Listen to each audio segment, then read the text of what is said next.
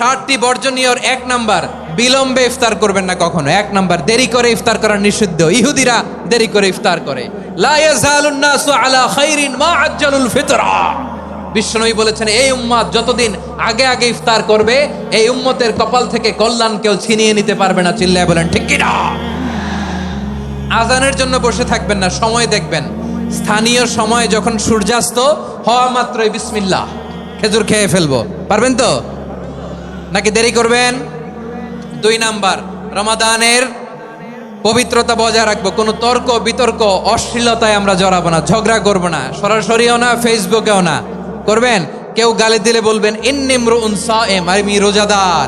আল্লাহর হাবিব শিখিয়েছেন, কেউ যদি তোমার গালি দেয়, কটু কথা বলে, অশ্লীল কথা বলে, রমজানে তুমিও বলতে পারবে না। তুমি বলতে পারবা ইন্নী ইমরুউন সায়েম।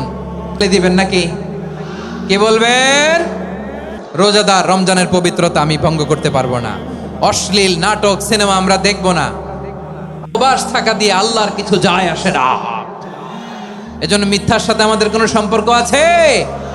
মিথ্যা বলবো না। 4 নাম্বার, অপচয় করব না। ইন্নাল মুবাযযিরিনা কানু ইখওয়ানা শায়াতিন ওয়া কানা শাইতানু লিরাব্বিহি কাফুরা।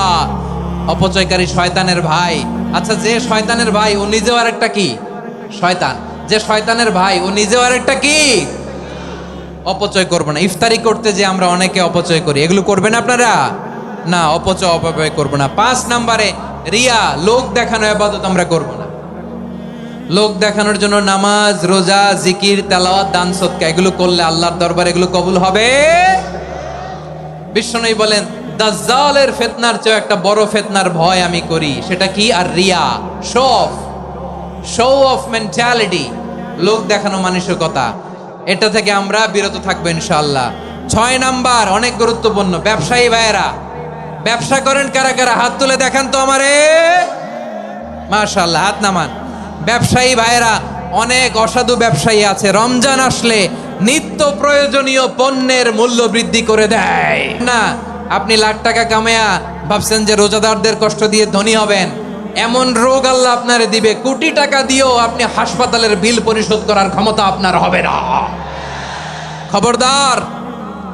শেষ বয়সে দেখবেন কি কষ্ট আপনার হয়। আপনি রোজাদারদের কষ্ট দিচ্ছেন, আল্লাহ আপনার সুখে রাখবে? আল্লাহর দোহাই লাগে, আমার ব্যবসায়ী ভাইয়েরা এটা করবেন না। আরব বিশ্বে আমরা দেখেছি, আরব বিশ্বের ব্যবসায়ীরা সারা বছরে ব্যবসা করে, রমজানে ভর্তুকি দেয়।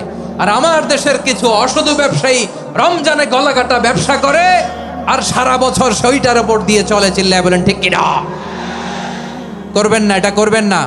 নিত্য প্রয়োজনীয় পণ্যের মূল্য বৃদ্ধি করা হারাম, পণ্যের কৃত্রিম সংকট তৈরি করা হারাম, মজুতদারি করা হারাম। রোজাদার, আসন্ন রমাদান এটা এমন এক বরকতের মাস, যে মাসে আমরা নিজেদের নাফসের উপর নিয়ন্ত্রণ প্রতিষ্ঠা করি। সারা বছর নাফস আমাদেরকে নিয়ন্ত্রণ করে, আর রমাদানে আমরা নাফসকে নিয়ন্ত্রণ করি। কথা বুঝতেছেন? সারা বছর নাফস আমাদেরকে নিয়ন্ত্রণ করে। এই যে এখন আমার খেতে মনে চাইলে যে খেজুর রাখ, আমি খেজুর খেতে পারবো। নাটস আছে, বাদাম খাইতে পারি। খাইতে মন চাইলে পানি, আমার রুহুটা চায়, আমার নাফসটা খেতে চায়, আমি খেতে পারি, পান করতে পারি। বিবাহিতরা দিনের বেলায় স্ত্রীর সাথে মেলামেশা করতে চাইলে করতে পারে, কিন্তু রমাদানে দিনের বেলা খেতে মনে চায় কিন্তু আমরা খাই। আমার প্রবৃত্তি খেতে চায় কিন্তু প্রবৃত্তির কথা আমরা শুনি, কথা কয় না। রমজানে খেতে মন চাইলে আমরা খাই, তৃষ্ণায় গলা ফেটে যায়, গলার ছাতি ফেটে যায়, কিন্তু এক ঢোক পানি কি আমরা গিলি? বিবাহিতরা দিনের বেলা স্ত্রীর সাথে কি মেলামেশায় যায় না? তার মানে সারা বছর নফস আমাদেরকে নিয়ন্ত্রণ করে, আর রমাদানে এই নফসের উপর আমরা নিয়ন্ত্রণ প্রতিষ্ঠা করি। নফসের লাগাম আমরা রমাদানে টেনে ধরে। চিল্লায় বলেন ঠিক কিনা? এজন্য আমার প্রিয় ভাইয়েরা, নফসের উপর নিয়ন্ত্রণ নিতে চাইলে রমাদানের রোজার কোনো বিকল্প নাই। এটা এমন মাস যে এই মাসের ফজিলতেরও কোনো শেষ নাই। এই মাসকে বলা হয় দ্য মান্থ অফ হোপ। এটা আশা জাগানিয়া মাস। রমজানের কথা শুনলে আশা জাগে না হৃদয়ে?